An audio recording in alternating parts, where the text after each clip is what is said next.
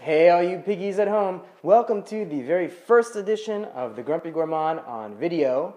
Today, as a throwback to my time living in France, we are going to be making a French dessert called clafoutis. Clafoutis is absolutely delicious, super easy to make. It's somewhere between a flan and a pie or a cake. And whether you are an expert in the kitchen or a first-time cook, we're going to be making clafoutis today in just 30 minutes.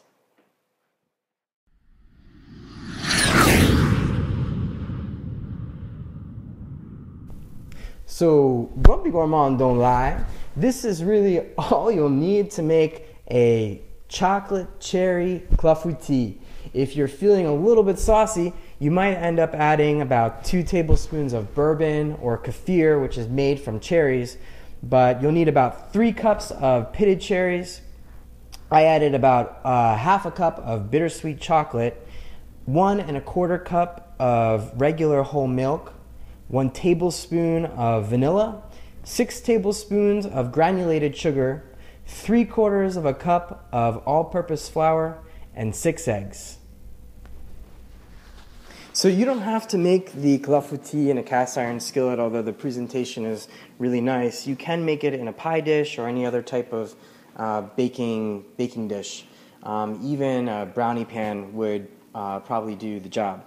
You can see with this cast iron skillet, we've gone ahead with about 1 tablespoon of butter and just sort of buttered the inside so it doesn't stick on the pan. And what you'll do is you'll just take all of the cherries, you can dump them, let's say most of them, but not all of them, into the pan. You can add the chocolate. And then, slowly, I suggest, doing this pretty slowly. Pour this over the cherries and the chocolate. You want to be able to measure it so that it doesn't get too high. It's always best with this because there's eggs in it and it will rise in the oven. You want to leave about 1/2 inch to the top. So clafoutis really is super simple to make. You could imagine that folks in France, where the clafoutis was invented, in a region called Limousin, really were not on the forefront of the sort of high culinary techniques. They might have gone out into the farm, gathered the 6 eggs, thrown them into a bowl, dumped some milk in there, dumped some sugar in there, and picked some produce, from their farm. Maybe it was cherries if they were in season. Maybe it was other stone fruit like plums or nectarines or peaches. They probably, popped it into a pan, put it all together, and shoved it in the hearth and tried to see what came out of it and hoped that it was, as delicious. Clafoutis, still today looks pretty rustic.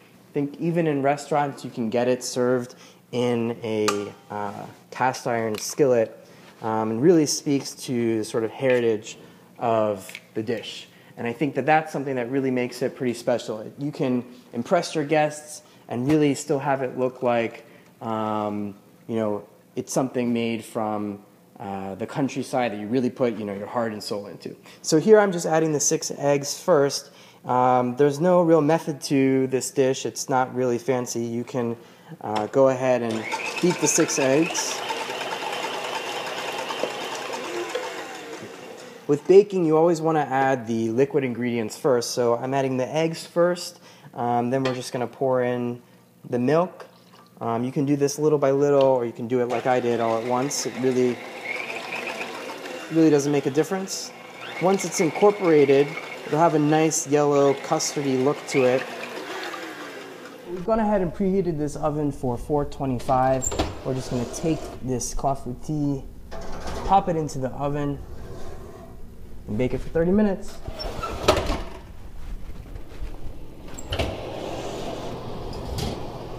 Oh, suki now. What did I say? Clafoutis, 30 minutes, absolutely delicious.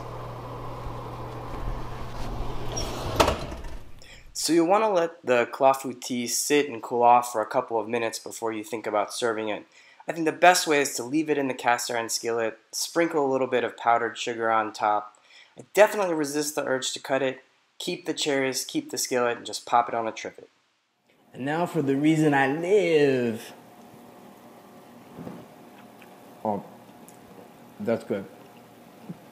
For more recipes like this one and more information on how to make cherry chocolate clafoutis, remember to visit our blog at www.thegrumpygourmand.com. Like us on Facebook and follow us on Twitter. Until next time.